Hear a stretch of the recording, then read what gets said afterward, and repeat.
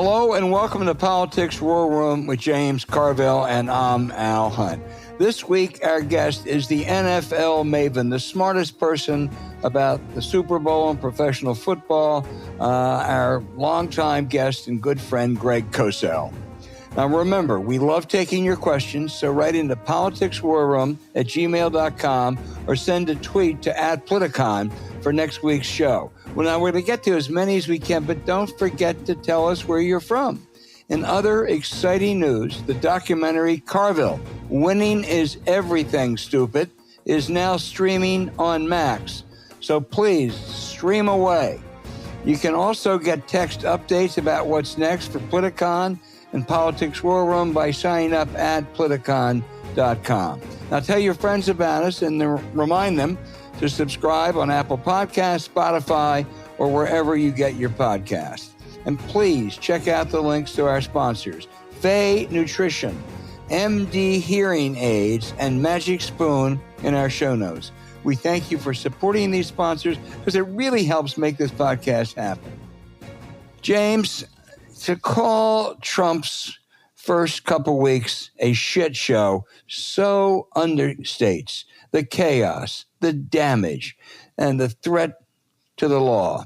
By his Bannon-esque flooding of the zone this week, he wants to take over Gaza, presumably make a fortune building condos in the Mediterranean. Never mind, that stupid idea is never going anywhere. But it does serve his purpose. It distracts from some of his more serious offenses, like Elon Musk, a South African native billionaire who never has been elected to anything or confirmed anything, and a bunch of largely anonymous young geeks running around and dismantling government agencies, gaining access to the federal payment system and private data, private records. And then those crony lawyers over at the Justice Department are firing anyone who they think has a loyalty, not to Trump, but to the Constitution. I can't believe I'm going to say what I'm about to say. This is shadows of Italy in the 1920s or Germany in the 1930s. And congressional Republicans are pitiful lapdogs. If Tsar Donald wants authority, he has it. They are voting to confirm several members that they know are unqualified, but you got to go along. And what it does is it distracts from his crazy tariffs and his capitulation, fortunately, this week on Canadian and Mexico tariffs, and some of his other real vulnerabilities. Well, the problem is, where do you start? So we talk about distractions. For a distraction to work, it's a two-party train. There has to be a distractor and a distractee. Right. So he's the distractor. Now, by default, we don't have to be the distractee. But because if we went for every crazy thing and started trying to rank them, I don't know how you'd ever get out of that maze or whatever it is. And he just, and I love the people, who go on TV on a panel after the election and say, don't worry, everything's going to be fine. That's right. Yeah, we can work with him. We can work with him. Okay, and then we had the people you know very well. I'll be very clear and up front. You're not one of some responsible conservative Republican was going to save us from this. Yeah. Well, they didn't come. They're not there. Okay, let's just get over it. They're not coming. The cavalry's not coming. The courts are not coming. Nothing. And where do we pick our fights?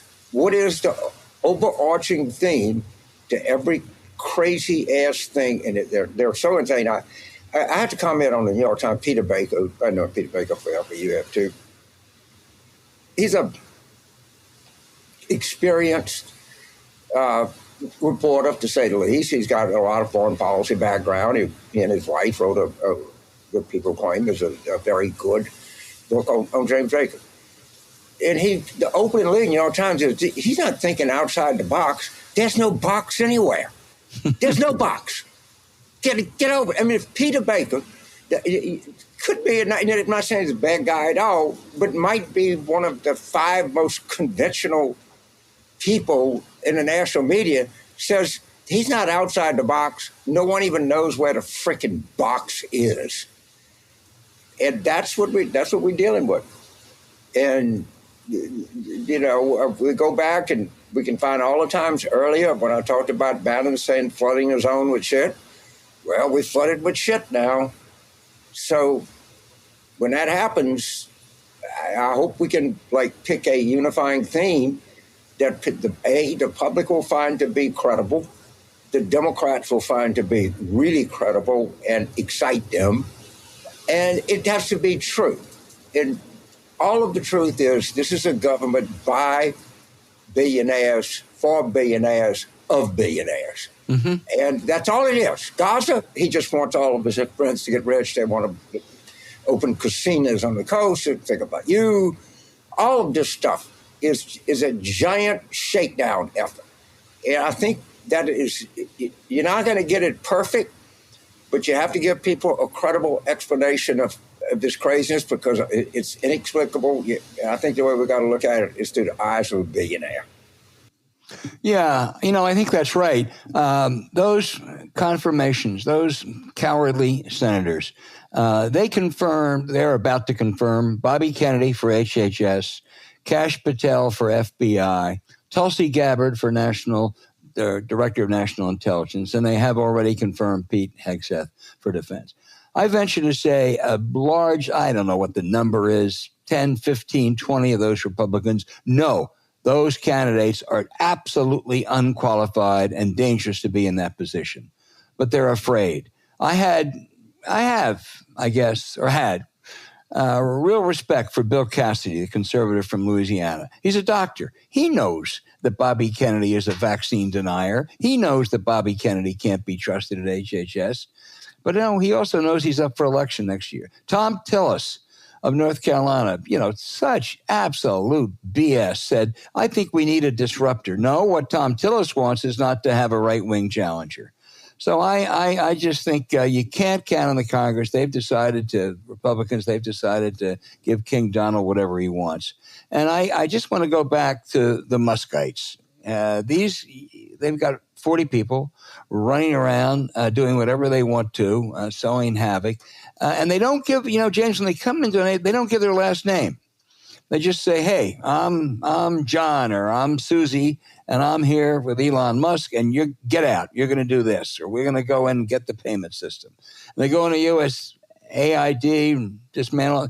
One of their criticisms was they have all kinds of woke spending. I'm sure they do have some. One of them was a $20 million for us to create a Sesame Street in Iraq. Man, what a great investment that would be. Think what Sesame Street did for this country, but they don't care about that. But I think they ought to be identified. I mean, they're doing things. They have power. Some have come out. There's apparently a Marco Alexa, 25-year-old, who has access to the Treasury system.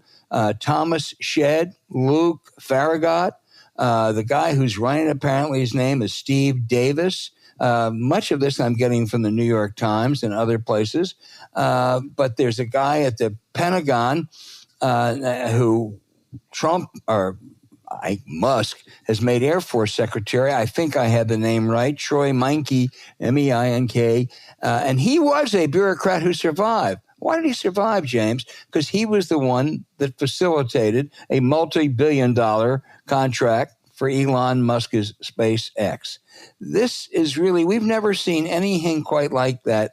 But, just a memo to all the aggressive reporters, newsletters, newspapers out there. Name these people. Just tell them who they are and what's in their background. I mean, I assume, do any of them have criminal backgrounds or unsavory affiliations? We do that for other people. The press needs to be aggressive. You're right about the Democrats. They need to be selective. And I mean, you just show why it's so hard to be selective, right? It is. That's the problem. There is so much, and it is so difficult, and it requires so much patience, and it requires not doing so many things. The Musk thing is easy. He wants to make money. All these people he's a huge defense contractor. And so you have to look at that as primarily his motivation, of which he is. And he wants to be an even huger defense contractor. And the less ability there is of the government, when you haul out all the talented people, who's going to go through your bid? Who's going to go through your ROP or request for performance, or whatever it is, okay? Nobody. This is all set in motion to distract us from the fact that this is a giant grift and a giant scam for billionaires to make money. And we think this is new. I'll remind you of what it was said about John D. Rockefeller of your home state legislature. He did everything to the Pennsylvania legislature except refine it. Okay? They might figure a way to refine this legislature before this is over. Okay? I mean, this is not new in American history, but it was one of the great quotes of he did everything to the Pennsylvania legislature except refine it. Well, James, you're right. There's so damn many targets. It's hard. There's a difference between what we do, what the press does, what lawyers can do, and what Democrats, particularly in Congress, have to focus on. But there's some things that we have talked about how bad some of these first line appointments are. Bobby Kennedy and Kash Patel and Tulsi Gabbard. Where do you get a look at some of these second and third level people? I mean, one of them said that basically government only works if it's run by white men. I mean, that's a quote. That's not me. Another I knew about, he was a Pennsylvania congressional and Senate candidate, and he had to drop out after it came out that his wife accused him of violent assault. I mean, these are the people that are populating this administration, I think, and I hope that comes out. And on your point about the focus, why not talk about the Treasury Secretary, who people say may be one of the better of this sorry lot, who allowed the raid on the payment system, and he favors a cut in corporate taxes and actively opposes raising the minimum wage. I think that would play pretty well in most places, don't you? I think it would play tremendously well. And the guy, of course, is a billionaire himself. And he wants policies for him, just like the old do. And of course, why does he don't want to pay people. He wants to keep money for himself. They're donors. He doesn't want to raise taxes on incomes over $400,000 a year. He wants to take care of himself. He don't care. He doesn't care about anything but him and people like him. And I can't get mad at people for falling for that, but they were told. They should have known. They were distracted. We did play our seventh-string quarterback in the Super Bowl. I'm sorry, we did it. There's complicity here in a lot of places, but nothing of this. No one should be surprised in the least by any of this. Taking 2 million people and relocating them who've been there for millennia and millennia. It's so mind-boggling that to talk about it even normalizes. It is. And, the Gaza thing isn't even really worth our time. It's just, no one takes it seriously except Trump, who sees it as a money-making opportunity because everything for him is a money-making opportunity. I want to stay on these congressional Republicans. I'm not sure that Tom Tillis is going to be able to avoid a primary next year because the right wing doesn't give a damn about Tom Tillis. And they're selling their soul in the hopes that, they can avoid, a contest. So let's tell every right wing, Mark Robinson, hey, Mark, you didn't make the governorship, try for the Senate next time. It really is. It's depressing. I still hold out hope for a handful like Lisa Murkowski, but not very many. Handful for what? To do what? They put every charlatan, crook, incompetent buffoon that you can imagine in the cabinet. What are we waiting on? Yeah. It ain't coming. No cavalry. Don't listen as hard as you can. Not coming. Not coming. And here we are. When I say this, I'm not being dramatic or anything like that. the existence of this entire enterprise is at very, very profound risk right now. These are people that have no understanding of American history, no understanding of what the United States is, what it stands for, anything. And to them, it's just a giant impediment to their money-making machine. That's just what it is. There are no heroes in this place so far. And it seems, unlike, now Cassidy going to have a hard time. They'll run against him. And I don't think he can win a Republican primary in Louisiana if Trump comes in and campaigns for him. Maybe he will, but he's making a bargain. The same thing with Tillis. They're making a bargain that history, their names will live in infamy in history. And if they get reelected, I think they'd say it's worth it. But I'm not sure they're going to make it. Yeah. James, when you say this whole enterprise is at risk, I don't disagree. But from their vantage point, look, I think, much of this is illegal or unconstitutional. And I think the Democratic legal community has gotten energized. There are all kinds of suits in the works. Some people we know are going to be very, very prominent in this, and they are the best lawyers around. They are better than much, much better than the hacks that Trump has at Justice and elsewhere. But it's going to take time. And time is not on the side of people who want to restore decency and order to government. Their disruption, as they call it, destruction, it really is, will be very hard to repair the longer it takes. And there's always the danger that ultimately that Republican Supreme Court, will side with Trump on some of this stuff. So I know what you're saying when you say the whole enterprise is at risk, but I wonder if that bothers them. Well, first of all, I don't think they thought of it. The second thing is the judges matter by a factor of 100 over the lawyers. We can have the best lawyers in the world, which I think to some extent we do have superb lawyers, but they don't count. They can't be any better than the judge.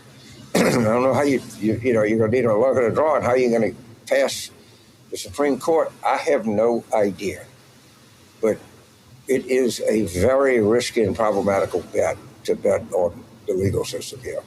Look, we have to use it, yes, but I think they're just forging ahead. They don't give a shit. They're going to make as much money as fast as they can make it, and they don't give a crap. Well, I'm afraid you're right. I really am. Do we have anything else to close this this upbeat conversation? God, it's depressing.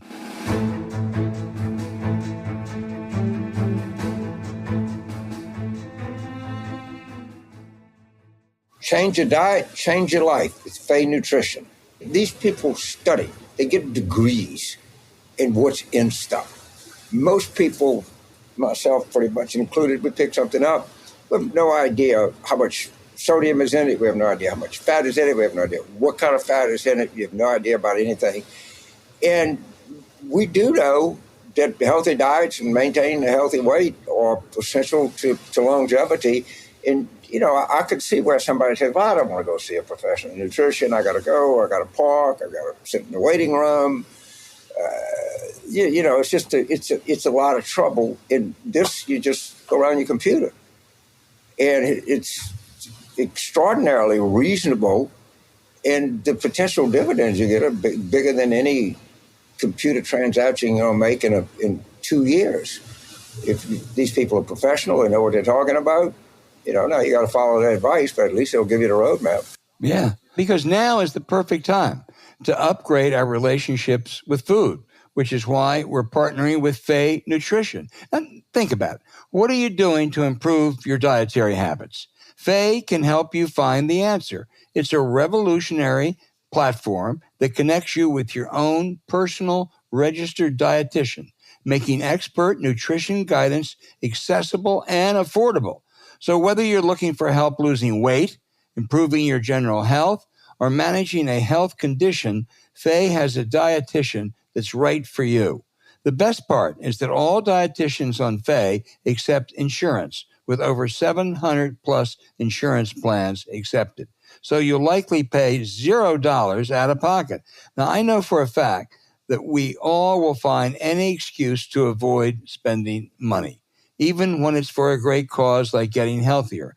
But we found out that insurance can help get you the dietary guidance you need, and no one has an excuse.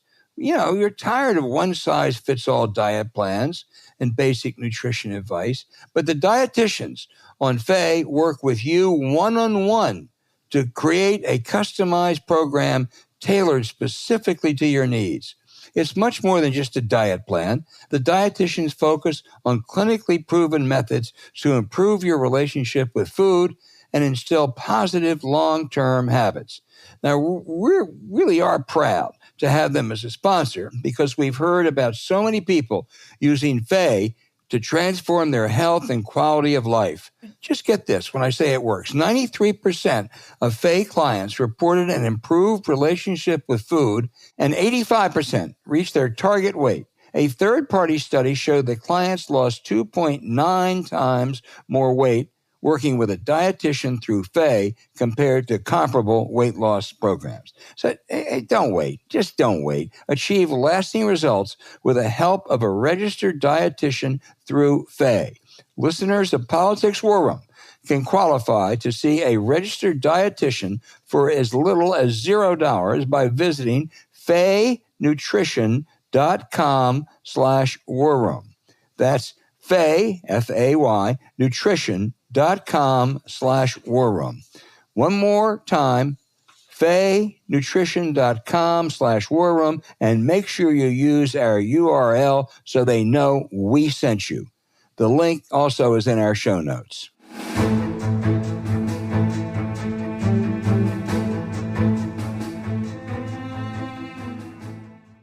Hey, James, Super Bowl 59, and we have our regular guest. No one knows pro football better than Greg Cosell of NFL Films. Greg, your mentor and my dear friend Steve Sable had a narrative going into every big game. Obviously, this time, the Chiefs' historic opportunity to win 3 straight is one narrative. Is there another, and is there an Eagles narrative for this game? I would say that the Eagles' narrative is the fact that they have an offensive line that weighs more than 1,700 pounds. That's the biggest offensive line in the history of the National Football League, if I'm not mistaken. So that to me is a pretty good narrative. Oh, wow, it sure is. You're a master at sizing up matchups. Listen, you're the expert. Saquon Barkley, to my layman's eyes, is as great as running back as I have ever seen. And the Chiefs' defensive coordinator, Steve Spagnuolo, may be the best or one of the best. So talk about that matchup. Some of the other backs did pretty well, and they're not nearly as good as Barkley. It's so hard for me to talk about that because Steve Spagnuolo, if you guys may recall, he was out of the game for a year about 4 or 5 years ago after the Giants and before Andy Reid hired him as his defensive coordinator with the Chiefs. And because his wife's from Philadelphia, he had a place in this area, and he called me up and he said, "Hey, can I come in every Monday and watch tape, just so I can stay up on the league?" And so he came basically to my office in our area where I do the matchup show here at Films. And that year he spent almost every Monday all day watching tape. So I've known Spags for a long time. You taught him well, Greg. What's that? You taught him well. Oh, yeah, sure. I asked him, he probably got tired of me, Albert, because I asked him so many questions, because I'd be watching tape and he'd be in the other room right next door and it'd be, Spags, come here. What's going on here? So he probably got tired of me. But, the Eagles are a really interesting offensive team because they made a decision really going back to after their bye week, which was week 5, if I'm not mistaken, that they really wanted to focus on the run game. And I don't want to say take the ball out of Jalen Hurts' hands because, Jalen's a very good player, but they realized what the strength of their offense was, which was their O-line and their run game. I've just got a funny feeling that they're going to come out in this game and throw the ball a little more than people might expect. That doesn't mean they're going to not give it to Barkley, but I just have a feeling they're going to be a little more aggressive with the pass game early to see how that plays out. boy, it's just hard to think. At some point, you just think Barkley's going to break one. I mean, I don't know if he will, but it seems. It's funny you say that, because doesn't it seem when you watch the Eagles that it's inevitable that at some point he's going to break one? It just seems as if you're just waiting for that play where he breaks one. Yeah. James will consider me a homer because I was raised in Philadelphia with Steve. But I think I think Jalen Hurts gets a bum rap. He had a fabulous Super Bowl 2 years ago. He's been hurt the last couple of years. Was great against the Commanders. He's not a Lamar Jackson or a Josh Allen, but I think he's a pretty damn good quarterback. What's your assessment, Greg? Well, I think he does a lot of things really well that are not necessarily statistically based. And that's why I think a lot of people look at him and think that, he's not a great player the way you think of some of the names you mentioned, Al. I think he has a great feel for the overall team, because one of the things about Jalen Hurts, they have a great defense too, Philadelphia, and Jalen Hurts does not turn the ball over. And he rarely ever puts the ball in harm's way. Now, there'll be throws that are there that he doesn't make, but you know what? In the context of their team, that doesn't hurt them. A lot of Philly fans, as you know, Al, when he runs to his right and throws it out of bounds, they get upset. But you know what? If they have to punt and the other team has to go 75, 80, 85, 90 yards to score, that's hard to do against that defense. So I think he has a really good understanding of his role within the overall team concept. He's had one interception, I think, since week 5. He just does not turn the ball over. Greg, Philly fans would have booed Moses, so that's it's true. James is going to pick up on this, but no one talks to people around the league more than Greg Cosell. What's the consensus? So the refs giving the Chiefs a break? Those are things look, you guys know how it is. If you're a believer in that kind of stuff, nothing's going to tell you that it's not true. If you're not a believer in it, then you're going to think it's not true. I don't know where to go with that. I mean, unfortunately, and not to get into a different kind of conversation, but we seem to live in a world where everything's rigged. So, you know how people immediately respond to those kinds of things. So I don't see games like that. I mean, I personally believe, for instance, Josh Allen got a first down, but I don't immediately jump to, the game's rigged for the Chiefs. I don't. Right. My mind doesn't immediately go that way. I think he got a first down. I don't know what else to say about it. James. So Greg, it's a huge storyline. It's about Mahomes, Kelsey, Taylor Swift, Saquon Barkley. For me, the biggest story and most underappreciated story is Andy Reid. But, I mean, he's not what you think of Lombardi or Tom Landry or Belichick. But place him in the context of great NFL coaches, and what might we see here Sunday night? I just think that Andy Reid has been run over and underappreciated. This guy's accomplishing shit and was good before he ever got there, too. I think Andy Reid's one of the greats. I was fortunate enough to get to know him when he was in Philly. Got to know his wife. I mean, and he's a great person, which is even better. But James, I couldn't agree more. I mean, for some reason, he's just not talked about enough as being a great coach. Now, I remember back when he drafted Donovan McNabb. I remember talking to him about it because a lot of people immediately felt that Donovan McNabb couldn't play NFL quarterback. He was a runaround guy. This was at a time when those kinds of quarterbacks that move around a lot were not viewed as NFL quarterbacks, James. And he turned McNabb into a really good NFL player. It's easy now to say, Patrick Mahomes is great. But you know what? No one knew that coming in. I remember when Patrick Mahomes came out of college, and there were many, many people, and this is all forgotten because he's achieved so much. Many, many people were uncertain as to what Patrick Mahomes would be in the NFL because he was a very reckless, undisciplined college player. Coaching, I was probably the thing I've been most grateful about in my career, and both of you guys will know exactly what I'm talking about just because we're older gentlemen, unfortunately, but I was very fortunate to be taught the quarterback position by Bill Walsh. Okay. So I appreciate coaching maybe more than others do. And I don't think you can discount, James, to your point, what Andy Reid has meant to Patrick Mahomes' career. And I guarantee Patrick Mahomes would tell you the same thing.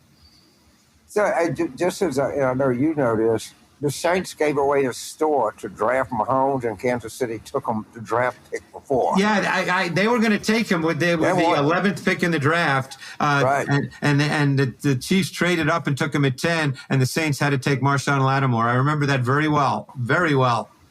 So Greg, we're going to be watching a game. Actually, I'm 4.5 blocks from the Superdome, but I think I'm going to watch it on TV, honestly. I'm 80. I'll be there tomorrow, James. I'm coming down to New Orleans tomorrow. Just look for me. I'll be on the balcony. If you go to Herb Saint, look for me. You'll probably end up there during the whole thing anyway. It's right well, I've been to New Orleans many times, and I'm at the age, not unfortunately, where, you know what, I'm going to do my work. I'm going to go to dinner with friends and, do those kinds of things. You won't find me on Bourbon Street at 1 in the morning. Because you know what, at Bourbon Street at 1 in the morning, there'll probably be a lot more tush pushes, that are not football based. No chance you're going to run into me. Right. At any rate, y'all talking about, I listen to Jalen Hurts, and and he's good. And I watched the LSU Oklahoma game in the playoffs in 2019 season. What do you think Joe Burrow would do if he had the Philadelphia offensive line? Oh, my God. Just fantasize what would happen if that happened, okay? Obviously you're talking about two different style quarterbacks. I understand. I know. Yeah. I'm just... and again, people can debate what they like better. Some would probably call me a dinosaur or old school. To me, I love watching Joe Burrow play. I love watching quarterbacks that play with such a refined sense of timing and rhythm and get the ball out. Jalen Hurts, that's not the strength of his game, but obviously he has his own strengths. They're just different. Okay. And you can win in many ways. I learned long ago, I've been fortunate enough to know a lot of coaches who've coached for a long time just because I'm older. And, one thing I learned early is you can win many ways in this league. There's no one way to do it.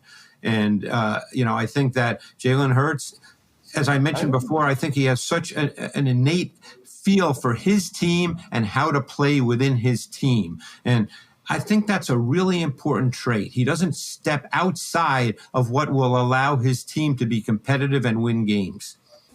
So I watch football. I think if you gave Joe Burrow that much time to pass, he'd have a 92% completion rate. Okay, I've just watched him play too many times. But so what? Early in the game, I know everybody's going to be looking for something. Is there something that you're going to be when you got midway, 3/4 way through the first quarter? Is there something that you think both teams have to establish, like pass rush or a running game? Or what are you looking for?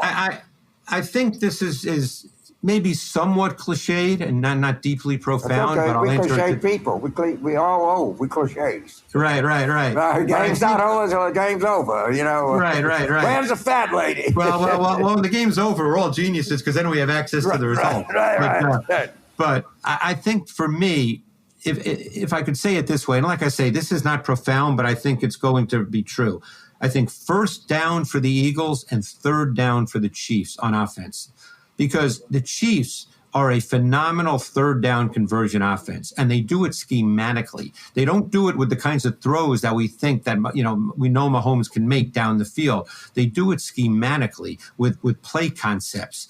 So, and their third down, I think they were second in the league in third down conversion this year, or first maybe, but they're really good on third down. And I think that that's going to be the critical down for their offense. And for the Eagles, first down to me is going to be absolutely critical. And it's one reason why I just have a gut feeling they're going to throw the ball a little more on first down. Everybody's just assuming, hey, let's come out and hand it to Barkley. And I'm not saying they should ignore Barkley. Believe me, they're not going to do that. But I just think first down early in the game for the Eagles, it would not surprise me at all to see them throw the ball. So you remember, you're old enough, you're well to remember the Who's on First riff? Oh, of course. I want to do a riff on what's wrong with second down. Every game is determined by first down. Oh, we're going to have third down conversion. Are they going to punt or run on fourth down? Well, what the fuck happened to second down? Doesn't that count? If you get 8.5 yards on second down, it's not any. James, it's funny you say that. And both these teams, the Eagles especially, they're four down offenses, which also makes them different than many teams in the league. How many times do you see a defense get so excited? Let's say it's 3rd and 9 and the offense gains 7 yards and it becomes 4th and 2 and the defense, every guy puts their hand up, it's 4th down. When it's 4th and 2, the Eagles are going for it. especially if it's from their 40-yard line going forward. The Eagles are going for it. They're a 4-down offense, and they can play the game differently on offense, knowing that if it's, let's say, 4th and 4 or less, there's a really good chance they're going for it, and that changes the dynamic of how defenses play too. I'm going to have a DEI program for second down. Okay? Have second down. I don't know. I think that might now be illegal. All right. Albert, go ahead. Let's go back to Patrick Mahomes for a minute. He doesn't have the best stats. He doesn't light up with long bombs. All he does is win. And right. Travis Kelce, may be certainly destined for the Hall of Fame.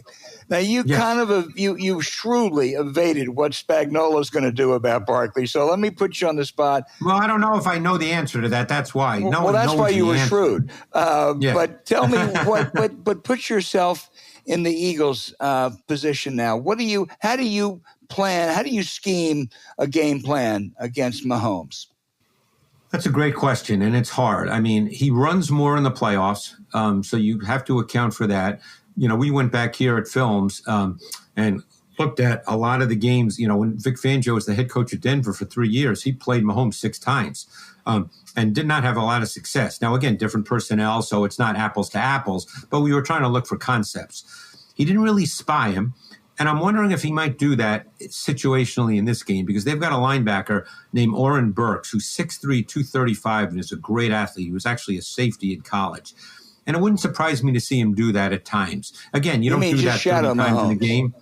What's that? Just shadow Mahomes? Yeah, shadow him in certain situations. Right. Football's all situational, as you know, Al. So, they might do that. But the Chiefs have really become very scheme-based with their passing game. Mahomes obviously can make any throw any time. I mean, he's so gifted. But, their pass game this year has not been very good at the intermediate and deeper levels. When doing research for the Super Bowl, I found a stat that I found remarkable. When you talk about passes that go 20 yards in the air from the line of scrimmage, 20 yards in the air from the line of scrimmage, Mahomes had the worst completion percentage in the NFL at 26%. By contrast, Sam Darnold completed 56% of those. So they have not really had a downfield passing game this year. They win on third down schematically. That's why I mentioned third down. And I think that's going to be so critical. And then, as you mentioned, the running element with Mahomes, he just runs more. And he just looks different in the playoffs when he runs. All of a sudden, he looks like a better athlete than he does during the regular season. Yeah. No, we lay people, we talk about the matchups of the running back and linebackers and the wide receivers and the cornerbacks. But you appreciate this game is decided by those big old boys in the OL and the DL. Huge guys there. Can be. Which line would you give the advantage? Which matchup would you give the advantage to? I think the Eagles' O-line is the best run-blocking O-line in football and certainly one of the 2 or 3 best overall.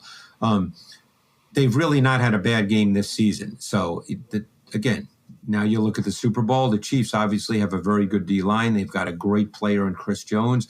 They've got a lot of players on their D-line that move around and line up in different positions. Spags knows all this. He's not just going to line up and play and let that Eagles O-line dictate the terms of engagement. But that O-line is so good, so good. So, I just can't get past that point. Maybe I'll be wrong. I mean, Spags has been doing this a long time. He'll probably have some tactics that I can't fathom because I'm not Spags and he's a lot smarter than I am. But that O-line, I mean, like I said, I was joking, but it's true. They weigh over 1,700 pounds. I mean, this is a big unit that's athletic. I have one question, but I just want to add to what you and James said about Andy Reid. I think if Andy Reid wins on Sunday, he will go up there with Lombardi and Belichick and that greatest. I would agree. Greatest of all time. And I think it's deserving. Yeah. I mean, have you ever been around Andy Reid at all, Al? No, I haven't. He is. If you're around him, he's the nicest guy. He's humble. He's just one of those guys. Like you'd love being around him. Yeah. One final before I turn it back to James. These two teams have been among the handful of really successful franchises over the last decade or so, and a lot of credit to Mahomes and others on the Eagles. But the mark of success in the NFL, I think, Greg, is ownership. and owners who hire great talent and delegate, something that Dan Snyder, infamous Dan Snyder, could never do. Jerry Jones can't do. But Clark Hunt, however much I might dislike his politics, is a great owner, and so is Jeffrey Lurie. Isn't that really critical for a franchise? Well, again, I happen to know Jeffrey Lurie because I'm local. I don't know Clark Hunt, never met him. But just as a logical statement, I think that sports are different than normal business. And I think that the owners that understand that there is a difference tend, and this is a very general statement, and people listening might say I'm wrong, and that's okay. But I think owners that understand that there's a difference and allow the people who are in the business of football to do the business of football tend to have more success. It's because these are very successful people, as we know, who are owners. And you have to have a big ego to be an owner. You've been successful in business. That's just the way of the world. But sports are not business and, normal business in that sense. And, look, I know Jeffrey Lurie is involved, but he's certainly not involved in, let's say, putting together the game plan or any of those kinds of things. And I know Clark Hunt's not, so it's probably case by case, Al, but I think that as a generalization, that may be fair. Well, the best model may be the Rooneys over so many years, but I'm going to turn it back to James. So we've all watched a lot of football. You do it for a living. But I'm just going to make a statement, and does this make any sense? There has never been a pair of receivers in the history of the NFL that came from the same school and played on the same team, the likes of Jamar Chase and Justin Jefferson, ever. That might well be true. I can't think back, Right, I know, but I was sitting here trying to think myself. No, you're right. I mean, you're talking about the two. You're talking about the two best receivers in the NFL. Yeah. And look, you probably know this, James. Obviously, you're an LSU guy. I remember watching the tape. Justin Jefferson that last year at LSU only played in the slot, and there were many people in the league who had legitimate questions. When you look back now how successful he's been, it seems silly, but many people had legitimate questions about Justin Jefferson as to whether he could play on the outside. Now, he did some of that at LSU the year before, but there were legitimate questions, and they were legitimate. And he's turned out to, he's ridiculously good. Right. By the way, a two-star recruit. Yeah, I know. They only took him because his brother was a quarterback at LSU. I remember the brother, too. Yes. Yeah, remember that we beat Alabama in the regular season. We lost like 21-0 in that. But I was saying here, people come up and they shock you. You knew LeBron James was going to be good from the day that he stepped out there. Okay, that wasn't a big goddamn secret, right? But Justin Jefferson, they couldn't find anybody to recruit him. I know. And remember, Burrow, the only two teams that wanted him were us and Cincinnati. I know. I mean, so much of sports is predictable, but a lot of it is not. It's funny you say that because I remember after Burrow's next to last season, okay, not the great season, the year before. I remember that summer because I do a lot of draft work in the summer for the following year, and I remember talking to people saying, hey, he's probably a 6th or 7th round pick, he's that kind of player, and then obviously has that season. And I remember watching 7 or 8 games on tape and evaluating him, and I thought he was the only thing he didn't have, but it's not a big deal. He didn't have a power gun for an arm. But other than that, he had every single thing you could possibly want in an NFL quarterback. So I'm going to give you a tip. Watch Garrett Nussmeier this year. He will win the Heisman. Stay on the Super Bowl? He is exactly where he's where Burrow and Daniels were the season before they won. Al, his dad is an NFL coach. LSU, right?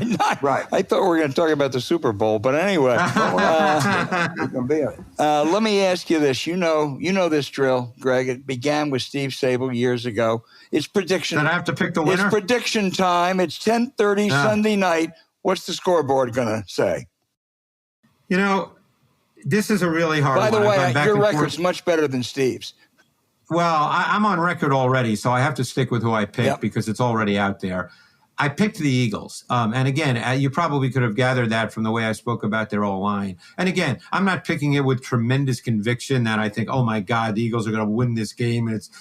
But the these games have a way of being different than you think they're going to be. And I think when teams look at both defenses, they might think it could be a relatively low-scoring game. I'm going to pick the Eagles, but I'm going to pick it 31-27, Al. And again, I'm picking out of my you-know-where because I'm not really great at prognostication because there's so many variables that could happen, but that's what I'm going to go with. James, you agree with him? By the way, Greg, Tony Kornhauser, in the last, I'm 21-6 in the last 27 picks publicly against the spread. Well, I don't even. The thing is, I know. I've never bet on a game in my life. By the way, I guaranteed that Harris would win the presidential election. So you and I are not very good at it. Okay, all right, we're not prediction people, but so you think it's going to be? You're expecting a kind of high score? I said. I mean, I remember thinking back to when the Giants and the Patriots played. In that, was it the first time? And everybody thought it would be a high-scoring game, and it was that 17-14 game. I thought it was a bird nest catch, but a guy caught the Burris catch. The Burris catch, yeah. These games have an odd way of being. I mean, even the Super Bowl 2 years ago that the Chiefs beat the Eagles, and it was 38-35. I don't think a lot of people thought you'd see that kind of game. These games have a way of being different than sort of the chalk, as they say. Right, but all I'm saying is, who can tell 31-27 which way?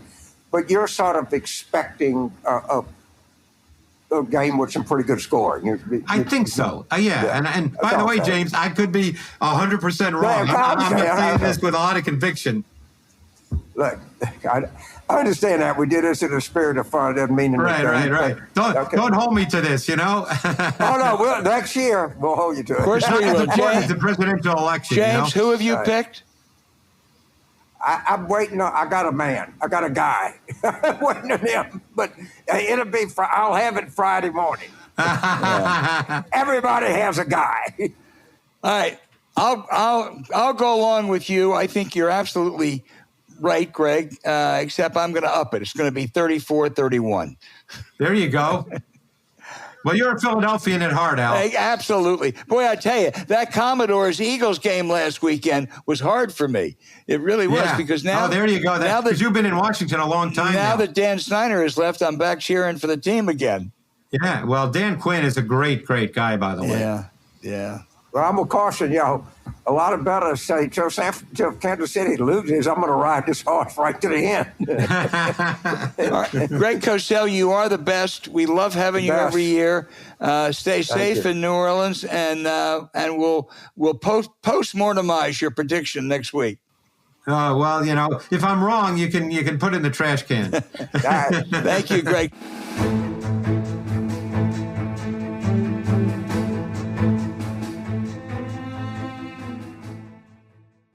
Hey, how much of an asset are MD hearing aids for people looking to save money and stay on top of their game, James?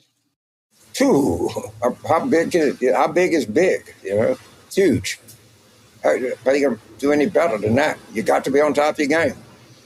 Yeah, and as you get older, hearing loss is more likely. I can attest to that. In 2025, we all need to save money however we can. Luckily, we have some good news. MD Hearing recently cut their price in half, even with this inflation craziness.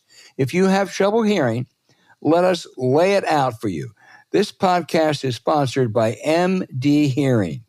MD Hearing makes high-quality, easy-to-use, rechargeable hearing aids with exceptional sound quality that are personalized to your hearing profile. And now, their Neo rechargeable digital hearing aids are only $297 a pair. $297. That's over 90% less than clinic hearing aids, and the Neo fits inside your ear, so no one will even know it's there. Plus, MD Hearing just launched their smallest hearing aid ever, called the Neo X's. It's such a game changer that you have to get the word out. After all, you all know people who would benefit from MD Hearing. Sometimes you even do a podcast with them. They truly have amazing prices for something so high-tech, and they're built to last. Reading the reviews, Edward S. calls MD Hearing, quote, the best hearing aid I have used at any price, end quote. To fill you in, MD Hearing started when an ENT surgeon saw how high prices were keeping people in silence. So he developed a quality hearing aid that anyone could afford. Since then, over 2 million MD hearing aids have been sold, complete with a 45-day risk-free trial and a 100% money-back guarantee, so you can buy with confidence. You know it's a brand you can trust when they were selected as the hearing aid supplier for top Medicare Advantage plans. So get the high-quality, affordable hearing aids you deserve with MD Hearing. Go to shopmdhearing.com and use the promo code WARROOM to get a pair of hearing aids for just $297. Plus, they are adding a free extra charging case. That's worth $100 just for listeners of Politics War Room. That's shopmdhearing.com and use our promo code WARROOM to get a pair of hearing aids for just $297. The link is in the show notes. Lead life at full volume with MD Hearing Aids.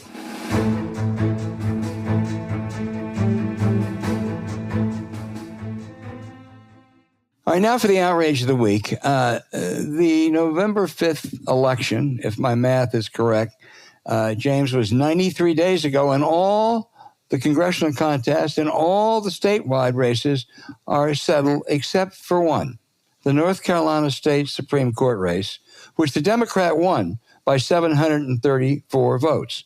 But the Republicans won't accept defeat, even though a couple years ago they won a court seat by 413 votes, and the Democrat graciously conceded. But now Republicans in North Carolina, who have a habit of doing this, are alleging that 60,000 voters, some of whom registered decades ago, may not have put their proper ID number on the ballot. Of course, they have to identify themselves when they cast the ballot. This is the same Republican Party that in December stripped the governor from appointing to the state election board anybody, a move that two former Republican governors say is unconstitutional. I mean, this race was won by Allison Riggs, and for the Republicans to keep denying that and keep trying to steal that election is outrageous. And if Trump, Musk, and company need any lessons in how to be authoritarian in a supposedly democratic system, they really ought to call Raleigh. Wow. I mean, now all the folks have to do is get it close and they'll just take it. Exactly. We're now wearing horseshoes and hand grenades. Right. I get, for my outrage, these are hardly like dramatic things, or just two things that Democrats have done that are so unmoored to what anyone in the country thinks or feels like. It's almost impossible. The first one is some Democrats, some progressives in New York are advocating for bereavement pet leave. Okay, so in other words, if your cat dies, you get 3 days of paid leave. Does anyone even know, like in rural America, like where I grew up, how many dead animals in the entire history of the United States? Let me tell you something, a sentence that has never, ever, ever been uttered. Well, Martha, Fido died, so I can't bale the hay today. I mean, come on. I mean, please just think of how, fortunately, no one's going to overly publicize this, although the right's using it in some places, just how clueless you sound to people who are agrarian. It's like, you're living on a different thing. Life and death on a farm is something that happens every 6 hours. I mean, my God. Then we had the famous DNC chair race of, okay, I don't really care. Let me read to you something.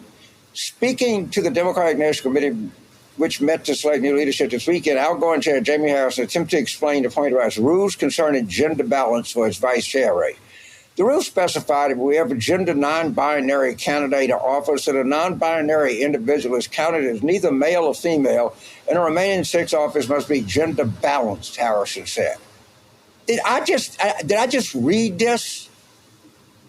Of course I did. And do you believe this? Of course you do. Because that's the level of jackassery that, now, does any Democratic candidate? No, I don't even know if Tim Martin himself actually, but they do it. And it's like there's a plant somewhere in, quote, progressive, unquote, America that just sees how many jackass, stupid things that they can embrace. It's stunningly stupid, both of them. James, it reminds me of our dear friend, the late Alan Barron, about 35 years ago, when there was trouble in the Middle East and they kept talking about the Straits of Hormuz, said, when are we going to start talking about the gays of Hormuz? This is just as silly. It is so, in one sense, you shouldn't worry about it. Who gives a shit? It's just some deal. But in another sense, there has to be a AI-generated, progressive generator of really fucking dumb ideas. And I don't think human beings could even think of ideas so stupid. I think they're getting help from AI people or something. I just can't imagine a human being that could come up with an idea that's dumb. James, I totally agree with you, but let me make a point. The ideas that these lefties come up with are stupid. They really are. They're stupid. It goes back to defund the police, open borders, and all that.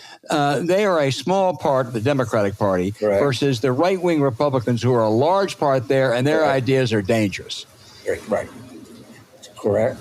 15% of our party, at the most, believes in silly things, okay? Not even evil, all right? There's nothing evil about giving somebody a time off because a pet died. It's just not. Right. And theirs are, they stormed the Capitol. It is a very fair observation, but the only hope we have is getting some power back. And the only way we're going to get power is to have appeal all across the United States. And the way to destroy that appeal is to let 15% of your political party take over its messaging, and they're gonna pay attention to it. The other side will. No Democrat believes that shit, but they convince people that we're for that. Yeah. It's a problem. And I can tell you, the Western left, I'm talking about European Western, the real left, I'm talking about, they have not been right about a single thing in all of history. And they're never going to be right. They're just colossally stupid, impractical people.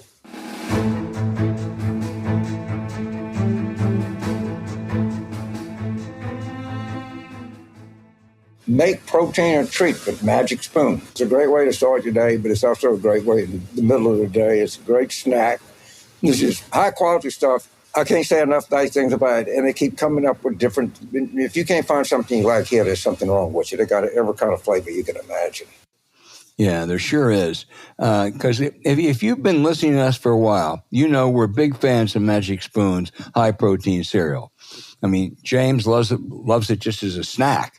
Now we have some exciting news. Magic Spoon turned their super popular high-protein cereal into high-protein treats that are light, crispy, and taste just like classic crunchy cereal bars. Magic Spoon's treats are delicious and have become our favorite on-the-go snack. Now, James, you love them after a run. He'll even double down with a bowl of cereal while he's working. And I'll tell you, my grandson Kai is rival James for his devotion to Magic Spoon. And I have good news for you, James. You might be able to add in some more variety because Magic Spoon, as you noted, is also launching a brand new high-protein granola. True to the Magic Spoon promise, it's packed with protein and is so crunchy and sweet, it's perfect for breakfast or a snack at any time of the day, especially as a delicious pre-workout meal. Now let's get into the macros. Magic Spoon's high-protein treats are crispy, crunchy, airy, and an easy way to get 12 grams of protein on the go. They come in mouth-watering flavors like marshmallow, chocolate, peanut butter, and dark chocolate. Now, if you know me well, you know I'm going for the chocolate peanut butter every time, but it's up to you. Then Magic Spoon's brand new granola packs a punch with 13 grams of protein and 0 added sugar. They come in the delicious flavors honey almond and peanut butter. The crunch is so satisfying, and it feels great knowing that we're getting a big serving of protein and staying carb conscious while getting to enjoy Magic Spoon's great taste. So right now, we have a deal for you. Get $5 off your next order at magicspoon.com/warroom or look for Magic Spoon on Amazon or in your nearest grocery store. That's magicspoon.com/warroom for $5 off. The link is also in our show notes.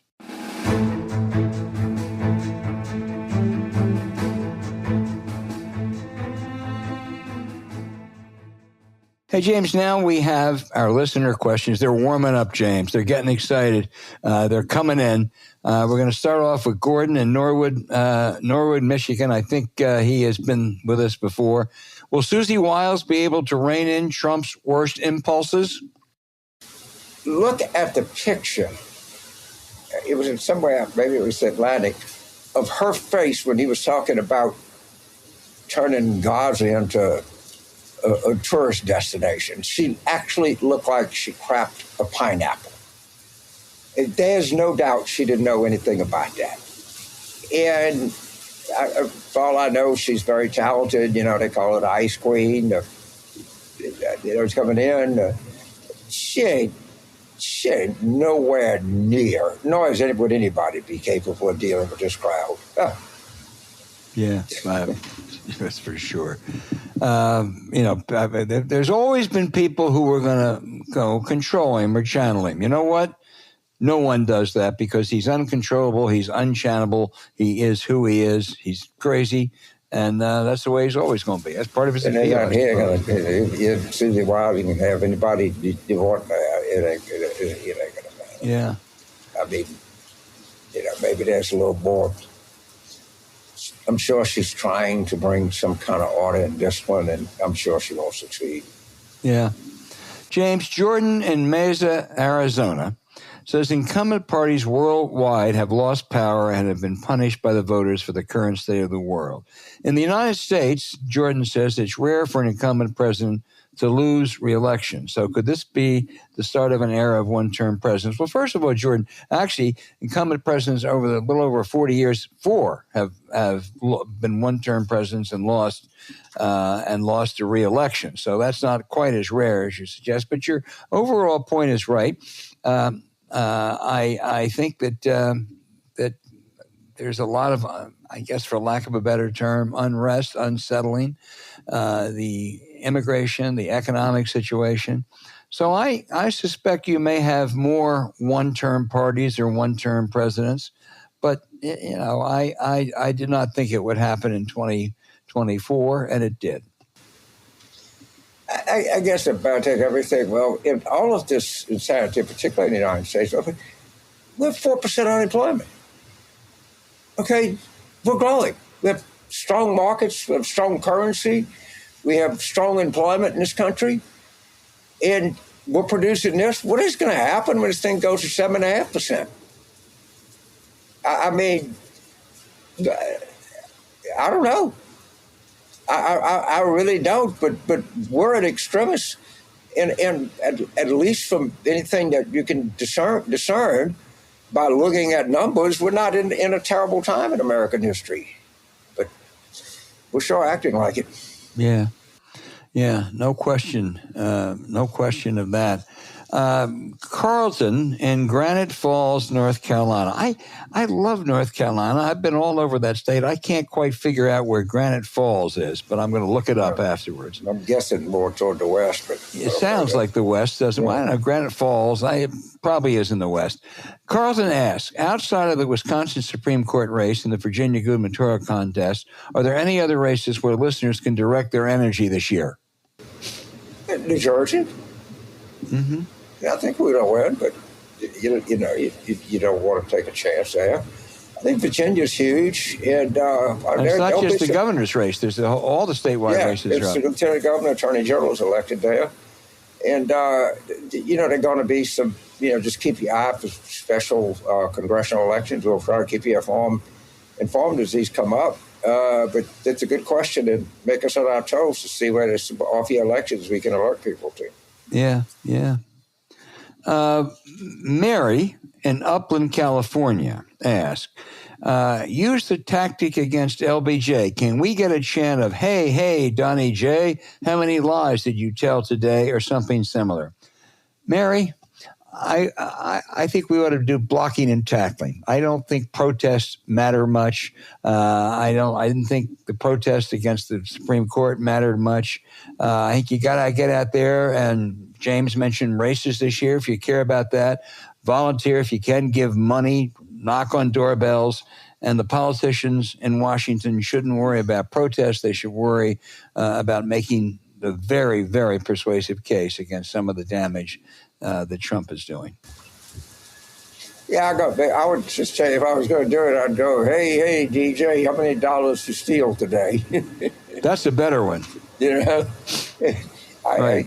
But I think I think it didn't seem to be a giant protest. But there are signs. I'll say this: that the opposition is coming out of its slumber.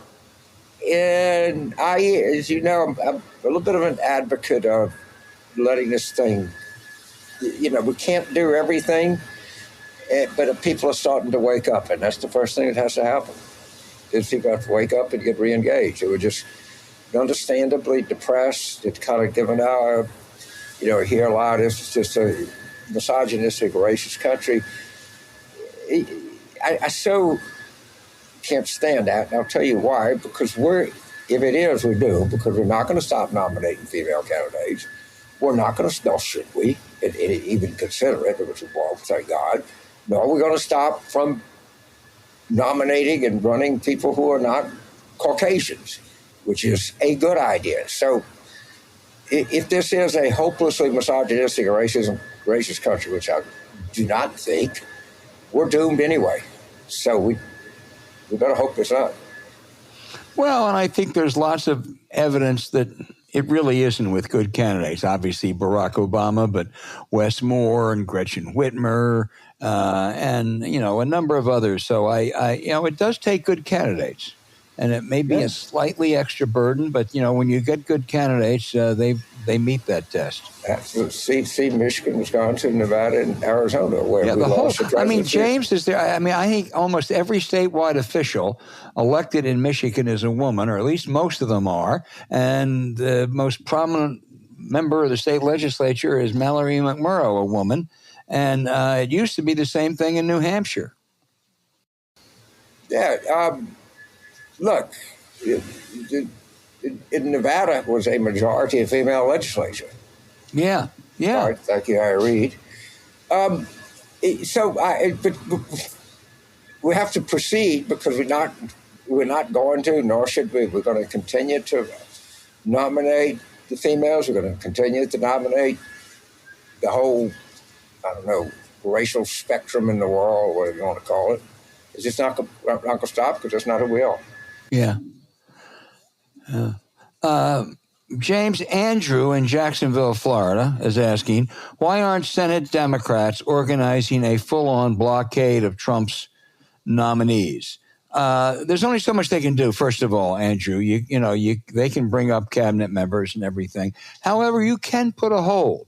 The senator from Hawaii, who someday may agree to come on this show, is doing that for State Department employees. It's what Tommy Tuberville outrageously did for the military. Normally, I would say that's a bad idea. And the old Michelle Obama line: when they go low, we go high. You know what? Doesn't work anymore because they go so low. So I think the idea of blocking nominations, trying to demand concessions, playing the Republican game is unfortunately necessary. You do not want to unilaterally disarm with this crowd. Extraordinary times require extraordinary measures. Okay. Hey, our final question is picking up on something you mentioned earlier, James. Sarah in San Diego, California. What do you think of David Hogg as the DNC VP? Is this a good way to win back young men? I mean, I don't think it hurts anything. He's a passionate guy, obviously. I don't think it. If it makes people feel good, who cares? Yeah. I mean, honestly, I do. He seems very passionate. It seems like their DNC members are bound and determined to, show how progressive and forward-looking and tolerant and on some of the roof stuff is just looks asinine. This is, I don't care. I'm fine with it. Yeah, I don't think the DNC chair matters a lot, so I certainly don't think the vice chair matters a lot. And I'm told that this guy, Ken Martin from Minnesota, is a good guy. I was disappointed. I thought Ben Wickler was the perfect candidate for that job in the sense that he's both an articulate spokesman and he's a good organizer. But that's not what the DNC members thought. Apparently, it wasn't even close. No, it wasn't. He won by, and 100. To know what this group did, they're not really about winning elections.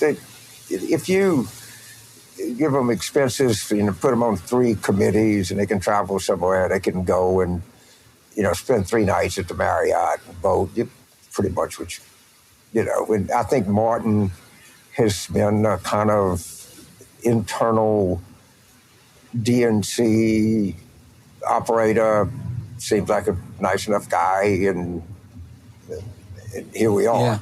Yeah. I don't think, if you ask us, a great art critic says, what do you think of Leroy Neiman? So frankly, I never think of Leroy Neiman. Okay. She was one of the great prissy comebacks of all time. Again, I guess that's my attitude toward the DNC. I frankly don't think about it. Okay, keep those questions coming in now more than ever, because you really make us think, and we love the provocative thoughts of some of our listeners. So please keep them coming in. Absolutely. And I will just close, James, by saying, "Go Eagles!" Go Eagles! No, in Philadelphia, it's Eagles. Eagles. It should be a good game. It's going to be a great game. And the point, I just think Greg Cosell is the best. I really believe he's the best. He could be a general manager if he wanted to, but he's got a better job at NFL Films. And the point that was so interesting that you made, he said the key is the Eagles on first down and the Chiefs on third down. He said, what in the hell has happened to second down? Yeah, I want to set a civil rights organization for second down. You never hear it, I'm serious. So you never hear someone say, well, it's a critical second down. No. It counts just as much, And nowadays you hear it about the fourth down. Because they go for first, third, they go fourth. for it a lot more. First, it's a 3-down game. You never knew there was a second. I was about to do like second down statistics as a predictor who's going to win the game. I bet it'd be pretty good. Well, but we got that. The DNC should put second down in its rules. Oh. To say you can't mention first, third, or fourth down unless you mention James, second down. don't mention it because they'll do it. All right. Thank you for listening. Come back next week. Right. It was a great show. We'll have even a better one next week. Absolutely.